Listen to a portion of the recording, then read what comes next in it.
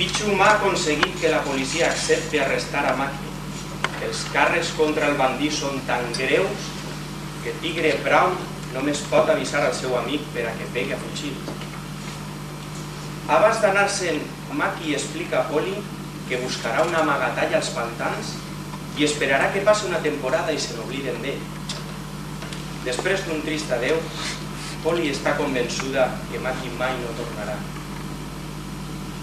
Al prostíbul de Turbridge trobem a la senyora Pichum parlant amb Jenny, una de les favorites de Maki. Les dues opinen que Maki és valent i malvat, però la seva dependència de les dones el pedrà, ja que no pot estar-se de visitar les prostitutes a sovint. La senyora Pichum conta a Jenny la història de la dependència sexual dels homes. Hi ha un home que és el mateix dimoni, és un carnisser, i la resta una bessona. Rodet, el fill de puta més gran, però davant de les dones sempre baixa el cap. No el deixen entrar en cap lloc decent. I qui el menysprea per tot el que ha fet? Les dones. Vulga o no, amb elles s'acabarà mal. Això és la dependència sexual. No creu en la Bíblia, es riu de la llei i del Codi Penal. Creu ser molt hàbil i és un gran egoista.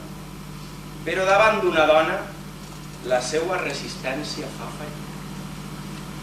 No deixa que s'acoste, perquè tem acabar mal. Mai no creu estar salvat, però a boqueta nit amunt estarà agitat. Molts homes han vist com moren altres. Més d'un geni amb una puta s'ha llançat a perdre.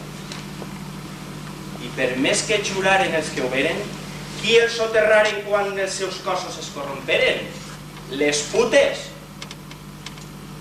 No pregunten si volen, si els ve bé o mal. Això és la dependència sexual. Un es fia de la Bíblia, altre amb la llei enemista. Este és cristià, l'altre es proclama anarquista. L'altre renuncia a menjar api a migdia i a la vesprada d'idea ja canviat. Suposava que ho havia superat, però abans que s'acabi el dia, amb una està ben xitat. A peus del patíbul, un home es disposa a morir. A punt per al seu cos està la calç viva. La seva vida depèn que un corder resistisca. I què te dins del cap? Dones! Està ja penjat i pensa en afalacs. Això és la dependència sexual. Una dona ha venut la seva pell i ell s'ha vist en les seues mans el preu de xudes. És ara quan a la fi ha comprès que cava la seva tomba entre unes cames. Pot enrabiar-se i maleir el seu passat, però esta nit amb ella estaria agitat. La senyora Pichum, abans d'anar-se'n, convenç a Polly que denuncia a Maki si apareix pel prostíbul. Fora estarà el policia Smith. Esperarà el senyal de Jenny si Maki apareix.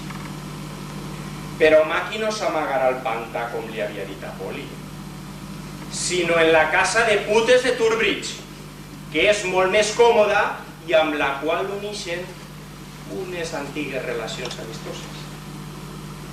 Per a sorpresa de tots, Maki entra en el prostíbul rient-se dels greus delictes que l'imputen. Puja a la cambra de Jenny, però esta no hi és, i en veure les seues coses, comença a recordar l'època en què vivien junts.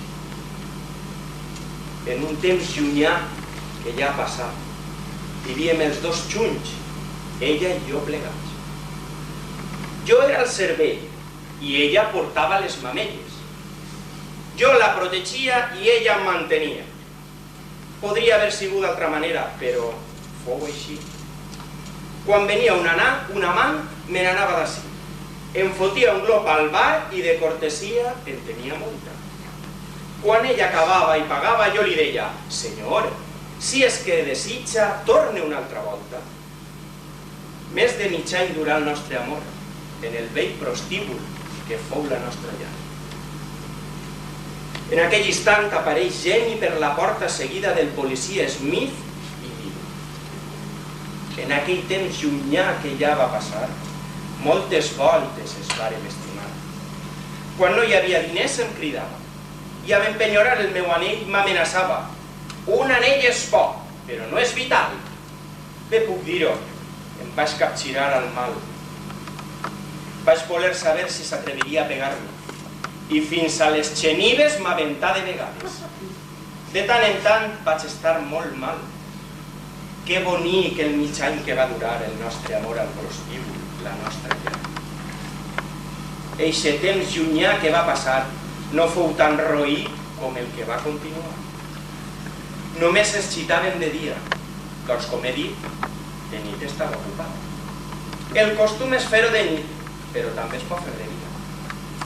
Una vegada vaig quedar prenyada de tu. Aleshores, jo em posava damunt. Doncs no volia que el xique patira. Però ni així evitàrem que morir. D'esta manera no tardà mig any en acabar el nostre amor al prostíbul que fou la nostra llar.